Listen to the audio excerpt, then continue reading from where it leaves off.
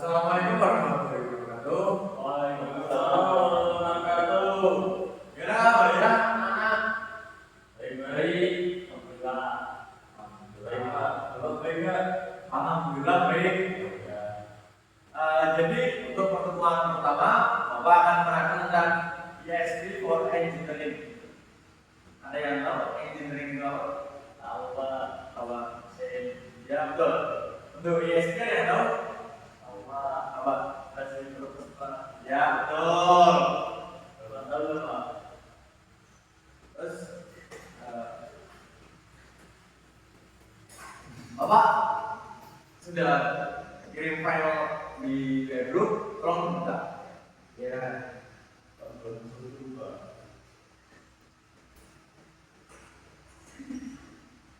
Sudah? Ya. Ya. Jadi dalam pelaksanaan proses belajar mengajar masih banyak guru yang persiapan yang kurang memadai dalam mengajar. Kali ini didukung dengan kurangnya persiapan siswa dalam belajar bahasa Inggris yang mereka anggap lebih merangsang dibanding yang lain. Sehingga pembelajaran bahasa Inggris dianggap kurang tepat. Silabus bahasa Inggris dikembangkan sendiri oleh guru pengajar termasuk isi materi yang akan diajarkan. Karena terkadang desain pembelajaran dan kursus yang dibuat oleh siswa mereka terkadang berbeda-beda tergantung daerahnya masing-masing.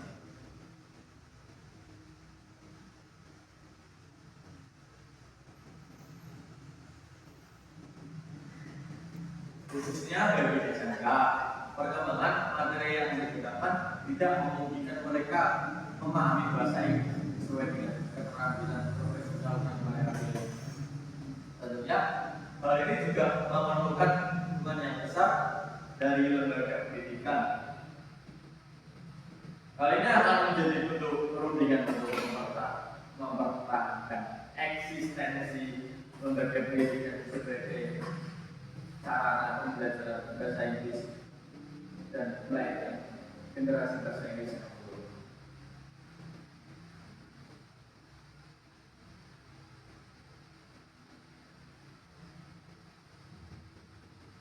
Untuk tujuan dari pembelajaran ini adalah apa?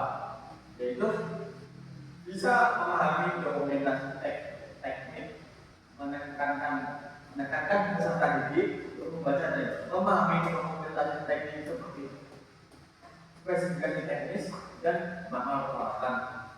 Yang kedua, berpartisipasi dalam pertemuan teknis dan diskusi.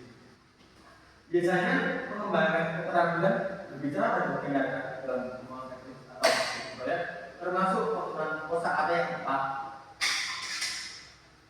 Yang ketiga, menulis laporan dan dokumen teknis, menekankan dalam melatih kemampuan dalam menulis laporan teknis, proposal, proyek, dan dokumentasi teknis lainnya dengan jelas dan tepat.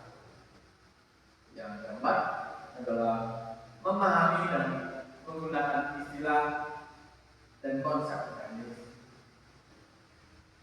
Pelajari kosakata dan konsep teknis khusus dalam bahasa Inggris sehingga siswa dapat dengan lancar menggunakan istilah-istilah dalam situasi kerja mereka. Untuk yang kebutuhan khusus pembelajaran ini adalah kosakata teknik khusus. Yang pertama, siswa harus menguasai kosakata teknik khusus untuk bidang teknis seperti frasa dan pernyataan khusus yang biasa digunakan dalam disiplin teknis tertentu. Yang kedua, kemampuan membaca dan memahami dokumentasi teknis dalam kegiatan teknik. Siswa harus membaca dan memahami dokumen teknis seperti spesifikasi produk dan manual. Yang ketiga adalah kemampuan membaca dan memahami dokumen teknis dalam dunia teknik. Mahasiswa harus mampu membaca dan memahami dokumen teknis seperti spesifik produk tentang produk dan manual. Yang kelima, keterampilan komunikasi dalam pertemuan teknis dan diskusi. Keterampilan berbicara dan mendengarkan dalam pertemuan teknis atau pertemuan proyek atau diskusi kelompok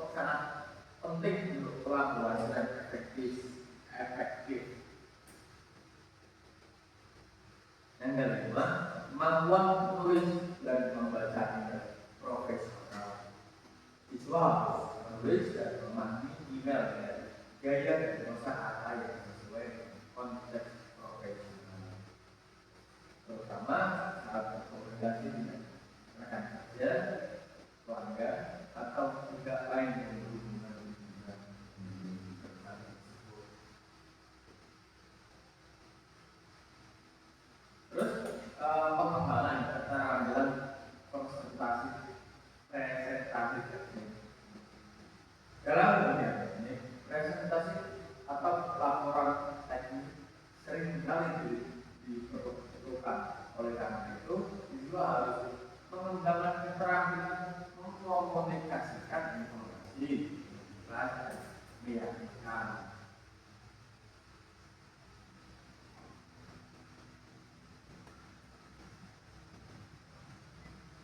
Terus ada technical learning. Bisa mengajar secara siswa atau penulis. Pertama, simulasi proyek teknik. Siswa dapat terlibat dalam simulasi proyek teknik di mana mereka harus ikut berkontribusi dengan komunikasi dan menyusun dokumentasi proyek. Kedua, studi teknikal memberi studi khusus nyata dalam bidang teknik dan meminta siswa untuk menganalisis, menyusun laporan dan mengkomunikasikan yang ketiga adalah diskusi teknik, membuat laporan di mana siswa dapat mengutarakan topik-topik tertentu. Karena ini juga meningkatkan kemampuan berbicara dan meningkatkan. Yang keempat, kemampuan berkomunikasi dan diskusi, keterampilan berbicara dan meningkatkan diskusi rapat, pertemuan proyek atau diskusi tim. Yang kelima, kelas online. Gunakan platform pembelajaran online yang memungkinkan siswa berinteraksi melalui forum obrolan atau proyek kolaboratif. Jadi tujuan dari ESP Learning adalah membuat agar saat nanti di dunia kerja dia tidak terlalu kaku gitu. Jadi mami, apa ada yang perlu ditanyakan? Ya. Nanti kalau semua ada yang di rumah atau teman bisa WA pribadi atau melalui juga ya. Assalamualaikum. Bapak akhiri pertemuan ini dengan berdoa apa ya? Al-Fatihah.